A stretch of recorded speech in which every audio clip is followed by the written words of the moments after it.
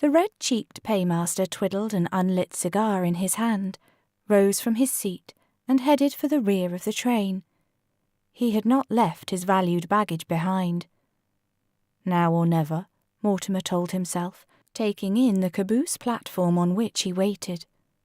Though he had no idea the amount the paymaster carried, it would mean something to those he owed. He hoped. A decade had passed since he'd done anything like this. He wasn't sure he would succeed. The years of cultivating respectability forced against his desperation. Don't be so stupid, Mort. What else might that bastard Doggett demand? More than this? Mortimer wondered exactly that. The watch repair shop he ran, his standing in that community, word from Doggett meant the difference between saving what he'd fought so hard to build and losing it. He scanned the other passengers, sure someone must have sensed his intent. Someone would shoot him before the afternoon. The next 5 minutes ended. His palms tingled in worry as he shoved his hand into his pocket, feeling for his bandana and gun. Stupid to try it. Waste of time if he died soon, which might be better than dying at Doggett's hands. At least this death would make the paper in some form or fashion. Smoke tickled his nose and he willed back the urge to sneeze. You'd become gossip at last, what he'd long struggled against.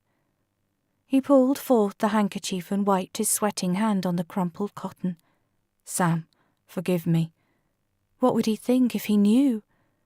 Mortimer frowned harder. The old man would never know what lengths Doggett had forced him to, unless the dead kept gossip columns. Choking on his heart and coal smoke for a few moments would be worth it if this plan paid off. Phoebe pretended the landscape outside the train window held her attention, but it didn't.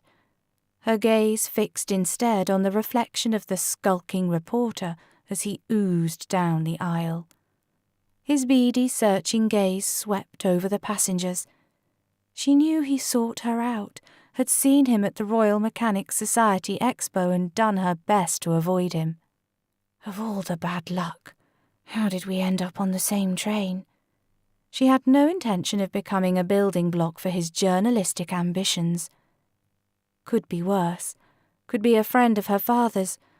On the other hand, if this journalist cornered her, she knew no comment wouldn't suffice.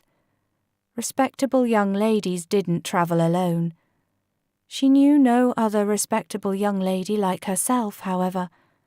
Maybe she should have asked Sally to accompany her. Oh, but if the press ever caught them together, a flurry of scandal would ensue. She'd find her name splashed across the gossip pages attached to the word harlot. An old man coughed. A baby squealed. Neither one distracted the journalist.